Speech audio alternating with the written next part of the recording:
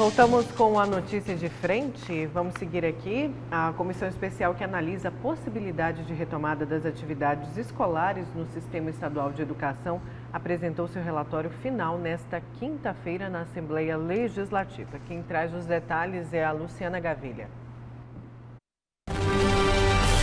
Olha só, essa resposta ainda é muito difícil, viu? Saber exatamente quando as aulas serão presenciais não é uma tarefa fácil saber essa data, nem mesmo para a comissão aqui especial da Assembleia Legislativa, que praticamente ficou debruçada por um período de 3 meses, tentando traçar um panorama, buscando soluções de quando e também de como as aulas poderão retornar em Mato Grosso.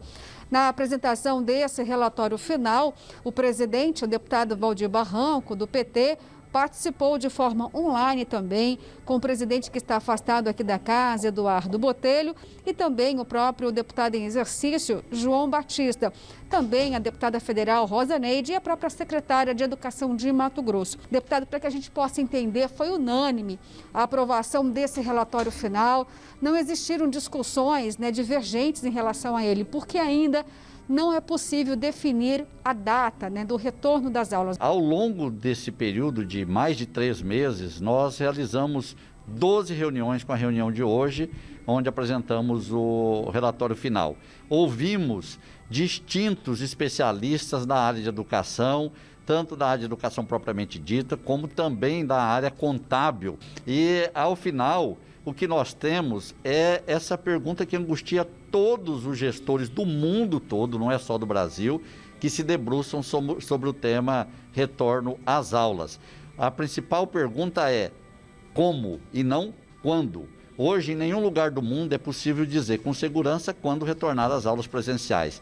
O relatório final, que é um produto de muita discussão, é por isso que ele chegou ao final com um acordo e todos votaram favorável, ele orienta como retornar às aulas e também apresenta 5 propostas aqui para a Assembleia Legislativa que nós já estamos construindo com o presidente Eduardo Botelho e com a Casa. Numa das propostas, apresentando que deva ser criada uma comissão estadual para fazer a avaliação. Essa comissão é plural também da comunidade escolar, Ministério Público e outros, para discutirem o retorno às aulas gradativamente. E nos municípios também. Também estamos respeitando, numa das propostas, a comissão lá no município, que por decisão do Supremo Tribunal Federal se preserve a territorialidade, portanto, o prefeito deve presidir e ter ampla participação da comunidade. Ou seja, para a gente entender direitinho, tem relação direta com a curva, em relação à Covid-19, também o fato de que tudo que for deliberado aqui não é pertinente apenas ao ensino público, o privado também. Por exemplo, se ficar sem retorno às aulas no sistema público de educação aqui em Cuiabá, o privado também. Se lá no interior for diferente, por exemplo, vamos dizer Primavera do Leste aqui perto, tiver liberação, o privado também retorna? Isso, porque quem nós discutimos não foi a rede, foi o sistema estadual. E quem coordena o sistema estadual é a Secretaria de Estado de Educação. E no sistema estadual estão a rede estadual, as escolas municipais, a não ser, excetuando-se aí a educação infantil, a educação privada e também a educação superior, tanto das escolas técnicas quanto também da Unemat, né? Então, essas propostas que foram deliberadas aqui, elas atendem ao sistema estadual de educação, onde todos eles estão inseridos. Ok, obrigada então pelas informações. Bem, Nayara, é isso então. Nós não temos ainda uma definição em relação à data da volta às aulas de forma presencial. Mas olha só, o ensino à distância através das plataformas devem continuar no ano de 2021, talvez de forma até independente, mesmo voltando às aulas físicas. Estas são as informações, eu volto com você no estúdio. Obrigada, Luciana. E deixa eu trazer aqui o boletim da Covid antes do destaque do Antero. Deixa eu falar aqui que a Secretaria Estadual de Saúde notificou 96.349 casos de coronavírus, 77.045 pessoas já se recuperaram dessa doença. O número de mortes em Mato Grosso durante toda essa pandemia chega a 2.893 e o leito de UTI, né, a taxa de ocupação, está bem menor, cada vez caindo mais. Agora estamos numa taxa de 64% de ocupação de leitos de UTIs aqui no estado de Mato Grosso. Bom, vamos ao vivo com o Antônio? Não? Vamos com... Relativamente, né, a gente está estabilizado, mas o número de mortes ainda é grande. Mas vem A estabilidade, também, né? nós temos a estabilidade, mas o número de mortes ainda é, eu não diria grande, mas ainda é preocupante. É porque está tudo liberado, né? Está ainda tudo liberado, preocupante. quer dizer, o que diminui isso aí é o distanciamento, mas não estamos fazendo. Aprovado, comprovado, orientado, né, que o distanciamento, o uso de máscaras e o distanciamento é que faz a diferença. Infelizmente, nós somos o 6º estado, hein? O 6º estado em número de mortes. Nos 26 estados e no Distrito Federal, nós somos o 6º. Infelizmente, esse número é preocupante e essa estabilidade é alta. Porque não temos a 6ª população. Né? Exatamente isso. Vamos falar aqui rapidinho, que o pessoal está mandando, tem muita gente mandando para cá, para a Notícias de Frente, o preço do arroz e do feijão, pedindo aí para o Antero e para o Edivaldo falar também um pouquinho disso. Olha só, o pessoal está mandando aqui, já mandaram muitas fotos do preço do arroz e do feijão, que está muito caro. E aí o nosso telespectador fala que daqui a pouco a população não vai conseguir colocar na mesa esses dois protagonistas, né, da comida brasileira, que é o arroz... Dois protagonistas, não? são dois amigos íntimos, inseparáveis que é o do arroz brasileiro. e o feijão. Essa alta aí do arroz e do feijão que se dá ao dólar muito alto, as exportações e a produção menor aqui no Brasil. Foi um reflexo da pandemia. Até a produção menor não teve, né? Na área do agronegócio não teve produção menor. O agro aumentou a produção. Do arroz. Pode ser que tenha diminuído a produção de arroz, Pois é, do né? arroz. A O produção feijão. menor do mas arroz. por quê? Porque políticas públicas equivocadas. Eu já tive a oportunidade de comentar aqui. O arrozeiro paga mais imposto que o sojicultor.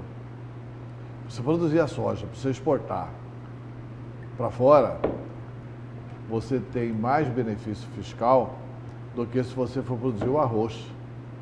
Quer dizer, o Brasil tem que ter uma política, nós já temos uma política de retirar imposto da cesta básica. Não tem imposto na cesta básica. Mas precisa, além disso, né, o que já é uma boa contribuição do Estado, mas precisa, além disso, dar um estímulo maior aos que plantam arroz e feijão. O feijão que é esse feijão carioquinho, que é o mais consumido pelo brasileiro, diminuiu a área de plantio em 17%. E quase não é exportado, ele é consumido aqui mesmo, Esse é consumido internamente. totalmente. O carioquinho é consumido aqui no Brasil, a maioria, 99% é consumido aqui. E o arroz é um problema sério. Agora você está certo, antigamente a gente tinha a Cobal, não sei se existe a Cobal até hoje, né? A Cobal era uma reguladora de estoque. O Estado ficava com parte do estoque. O que eu defendo também é que o Estado tenha uma reserva no etanol para não deixar subir, que quando tiver alta, você introduzir o que está estocado, que é do Estado, no mercado. E o arroz é um problema sério, não quero testemunha. Eu já fui plantador de arroz aqui no Mato Grosso, através das mãos do Antero, numa área arrendada aqui em Jangada, do Oswaldo Botelho, né? Então, o arroz já cresceu, ultrapassando a altura de qualquer ser humano. Então, arroz, mas na hora da chuva precisa, não teve, então não gramou o arroz. Seu destaque, Antero?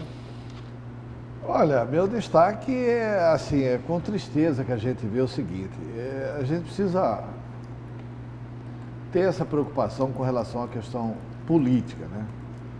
Quando um cidadão é candidato, a gente tem que prestar atenção no discurso. Porque o discurso feito em palanque, feito no rádio, feito na televisão, ele estabelece um compromisso do candidato com a sociedade.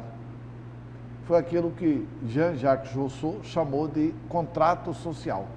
É um contrato que a autoridade faz ao se candidatar com a sociedade. Olha, eu estou aqui fazendo um contrato. E qual foi o contrato que o Bolsonaro fez com o povo brasileiro? De que iria combater a corrupção, de que iria apoiar a Lava Jato. Começou o governo dando toda a sinalização que iria continuar nesse caminho. Quando ele convida o Sérgio Moro para ser ministro da Justiça, o Sérgio Moro deixa o Poder Judiciário para ser ministro da Justiça do Bolsonaro, houve uma euforia no Brasil. Esse é o presidente que quer combater a corrupção, que está chamando o Moro para ajudar, que vai aumentar o apoio à Lava Jato. Aí foi caminhando, aí chegou, por exemplo, né, a se descobrir as estripulias do Flavinho, né, que já se sabia desde antes da campanha, mas não era ainda de domínio público. Aí veio a questão da rachadinha, veio a questão do ACEF, do Anjo, o Fabrício Queiroz escondido na casa do advogado da família Bolsonaro. Agora, hoje, a matéria da Cruzoé, que esse advogado já está ameaçando, isso é uma bomba relógio lá na porta do Palácio, porque ele está dizendo o seguinte, que ele tem muitas gravações de todas as conversas que ele fez com o Bolsonaro. Isso já está começando a vazar para a imprensa, mas tem o Procurador-Geral da República. Bolsonaro não pegou lista do Ministério Público. Todos os presidentes anteriores indicaram da lista tríplice, escolhe um e indica. Na maioria das vezes, indicou-se o mais votado. O Fernando Henrique não indicou o mais votado, mas indicou da lista tríplice. Bolsonaro não. Bolsonaro pegou um que era procurador e tem escritório de advocacia. O Augusto Aras. Transformou esse Augusto Aras em Procurador-Geral da República. E com algumas missões que agora estão se revelando. Uma delas, acabar com a Lava Jato. Então, assim, a Lava Jato de São Paulo espatifou-se. A Lava Jato de Curitiba, o Deltan Dallagnol pediu demissão, pediu saída, porque não tem como trabalhar com o Procurador-Geral. O Procurador-Geral trabalha o tempo inteiro para não apurar os crimes. E o Procurador-Geral é uma pessoa aqui do colete do presidente Jair Bolsonaro. E agora o Aras determina também ao Superior Tribunal de Justiça, eu vou ler aqui uma notinha do site O Antagonista. Aras mata a força-tarefa da Lava Jato no STJ e vai matar todas as demais. A pedido de Augusto Aras, o conselheiro Marcelo Weitzel, do CNMP, do Conselho Nacional do Ministério Público, determinou que todos os processos da Lava Jato no STJ sejam encaminhados para a subprocuradora Áurea Pierre e não mais ao grupo designado da Força Tarefa. Então, se você saiu nas ruas, se você apoiou a Lava Jato, se você apoiou o combate à corrupção, saiba que tudo isso está morto. E tem um comentário do jornalista Diogo Mainardi, assim, olha, não sejam ingênuos. Ele fez um comentário em áudio. Em áudio, você ouviu, né? Áudio. Não sejam ingênuos, não sejam idiotas, tudo isso está combinado. Isso faz parte do acordo com o Centrão. Quem está sendo ingênuo é quem acredita nessa versão. Antero, a Lava Jato virou um instrumento de propaganda, elegeu um presidente e vai eleger outro, que é Sérgio Moro. A Lava Jato trabalha hoje para eleger o ex-ministro Sérgio Moro. Como se a Lava Jato não existe a Lava mais? Jato, não, Antero, a Lava Jato, tudo bem, foi enorme, prendeu quem tinha que prender. Foi um divisor de águas no Brasil no que diz respeito à corrupção. Porém, a Lava Jato, ela ganhou outras ramificações. Os procuradores queriam enviar dinheiro para um fundo que eles criaram. ao bel prazer dele, você sabe disso. A gente já discutiu isso aqui. Isso aí... A gente já discutiu. A Lava Jato cresceu, foi além do que ela deveria ser. Começou a fazer politicagem. Eu quero saber o seguinte, quer dizer que combater a corrupção é politicagem? Não, eu não estou falando isso. Eu falei que a Lava Jato foi um divisor de águas no Brasil. Mas não é um discurso bolsonarista. Desculpa, mas é um discurso que eu acredito que a Lava Jato vai eleger e quer eleger Sérgio Moro. Sabe o que disso? Assusta, Nayara? Os bolsonaristas fazerem o mesmo discurso do Lula. Não, mas aí você está falando que é um discurso bolsonarista porque eu não concordo com o que você está falando. Você tem todo o direito de não concordar. discurso totalmente diferente. Você concorda com o Lula. O Lula também está contra o Lava Jato. Não, então, eu não falei que eu concordo com nenhum discurso lulista. É uma visão que eu tenho, independente de partido, de Lula ou de Bolsonaro, é uma visão que eu tenho. Você tem todo o direito de ser contra a Lava Jato. É uma instituição que elegeu um presidente e que quer eleger outro, que é o ex-ministro Sérgio Moro. A instituição não existe como instituição. A instituição é o Ministério Público. A Lava Jato era uma força-tarefa do Ministério Público. Nayara Moura, Bolsonaro e Augusto Aras são favoráveis à instituição da Lava Jato. Ai, e você tem todo o direito de ser. Pergunta da nossa produtora. Caiu aqui o fogo. Pergunta da nossa produtora, Verônica Raquel, lá de Pochorel. Aliás, Pochorel só exporta coisa boa. Hoje nós temos dois aqui, Coité e Verônica. Quem não concorda é lulista? É pergunta da nossa produtora. Não, ou é lulista, é Bolsonaro. Quem não concorda é lulista? Não, peraí. A sociedade brasileira foi às ruas para defender a Lava Jato.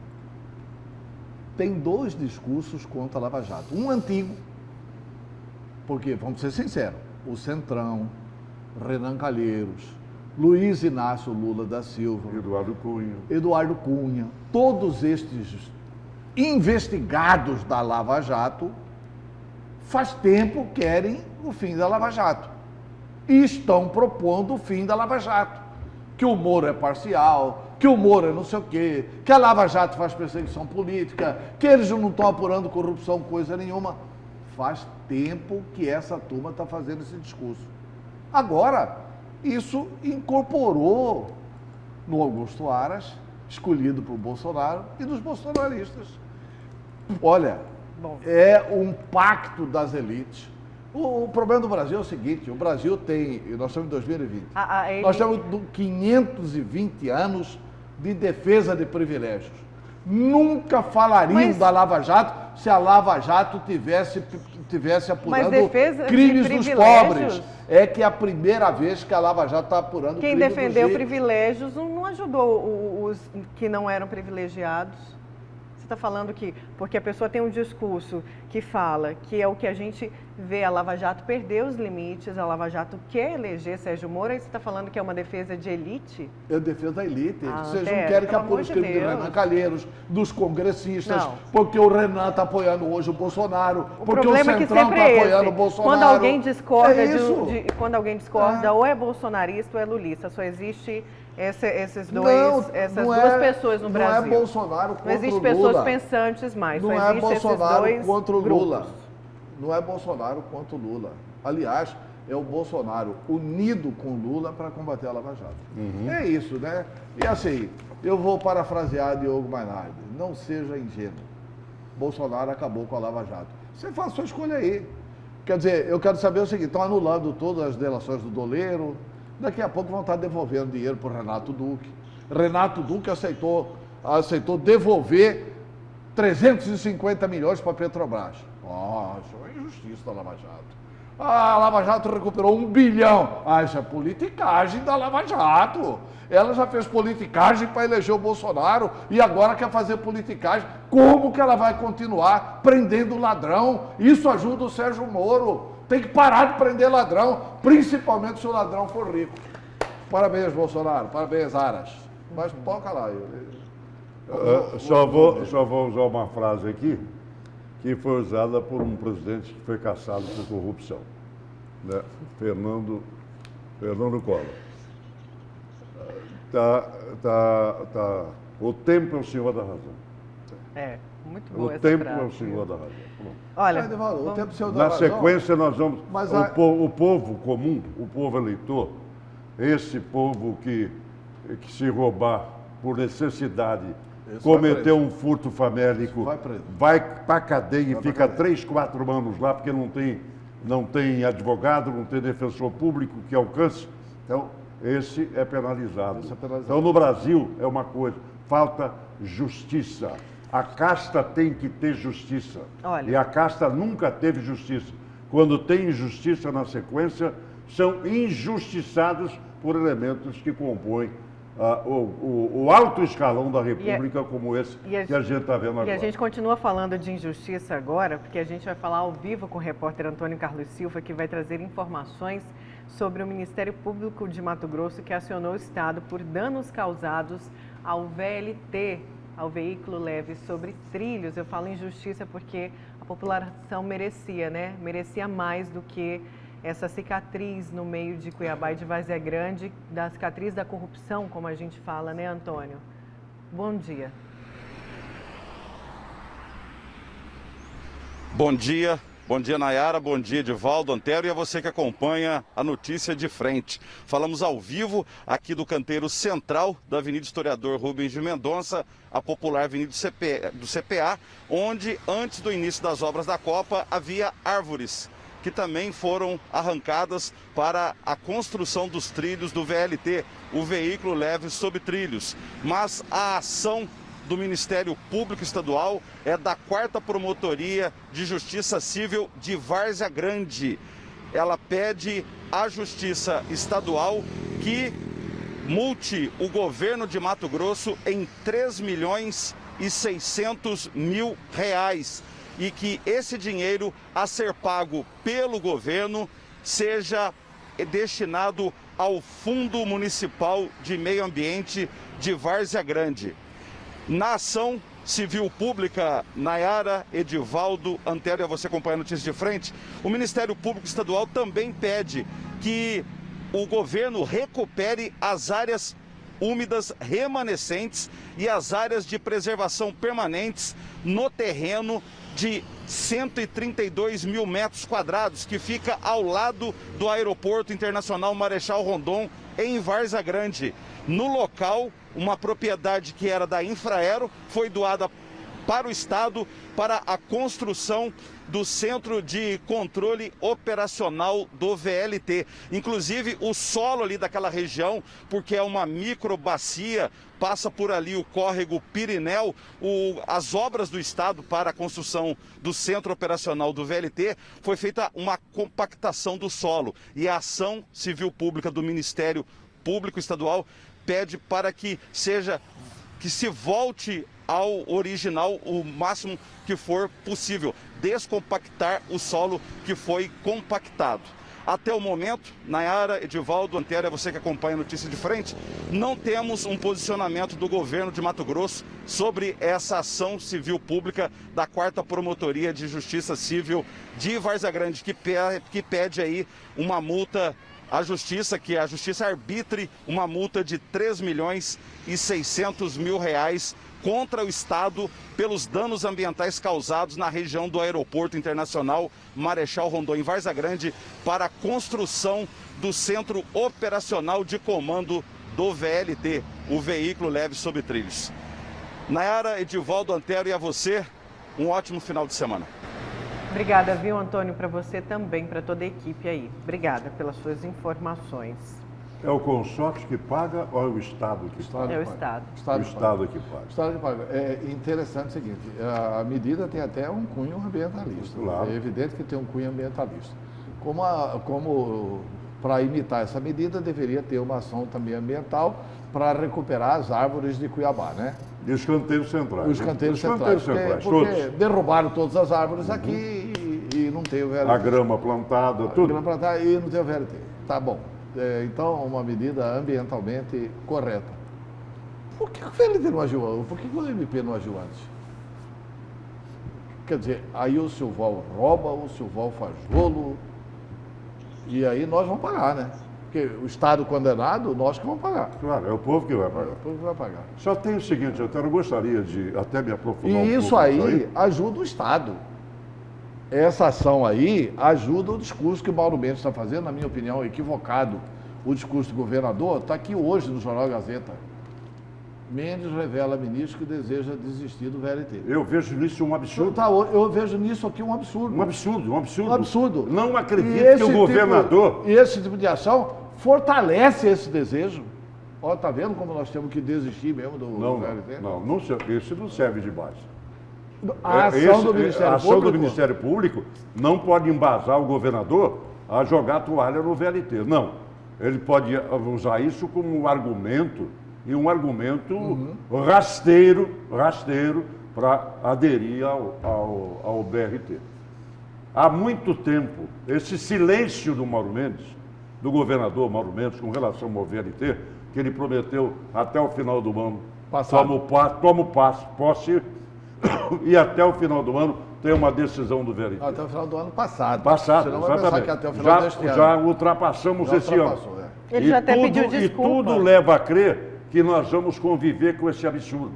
Você fala em povo, o povo não vai concordar com uma coisa dessa. 1 bilhão e pouco, e o governo federal não vai dar dinheiro para o BRT. Não. Já disse, não vai dar dinheiro. Vai ficar enterrado, ficarão enterrados aqui 1 bilhão e pouco. Não pode ser, não pode ser. 1 bilhão e 40 milhões. Exato, e mais 300 que está aí. Que tem que pagar o empréstimo. Que tem que pagar o empréstimo. Isso, eu vejo nisso um absurdo. Não pode ser que o governador tenha esse pensamento. Pode ser que ele esteja jogando essa ideia para ver a reação popular. Mas é um absurdo. Não é o Mauro Mendes. É rasgar dinheiro, né? Não é racional, não é o engenheiro que está...